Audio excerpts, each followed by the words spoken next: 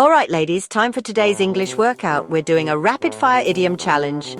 Granny Mia, you up for the heat? Sweetheart, I've been around the block more times than you've read a thesaurus. Let's give it a whirl, Miss Lexi. Rules are simple. I say the idiom. You shout the meaning. First to fumble has to do the chicken dance. I hope your bones are still flexible, Mia. Hit the sack! Go to sleep. Spill the beans. Reveal the secret. Bite the bullet. Do something tough you've been avoiding. The ball is in your court. It's your turn to take action. Once in a blue moon. Something that happens rarely. Let the cat out of the bag. Oops! Accidentally revealed a secret. Under the weather. Feeling sick. Break the ice. Make people feel comfortable in a social situation. On the ball. Alert and doing well. Cost an arm and a leg. Ridiculously expensive. Burn the midnight oil. Stay up late working. Cry over spilled milk. Complain about something that can't be changed.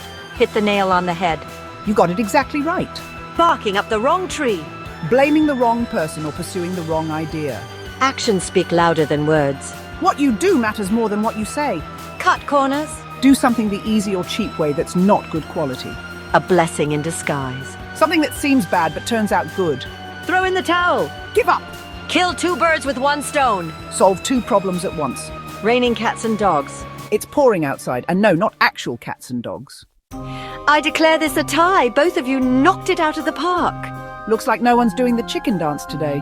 Unless you want to warm up for next time, Miss Lexi. Challenge accepted. But next time we go off the beaten path with idioms from around the world. Idioms make your English pop, sparkle and shine. Whether you're young, old or somewhere in between, they help you connect, joke and express yourself like a native speaker. So keep practicing, keep laughing, and remember, learning idioms is no chore. It's a piece of cake.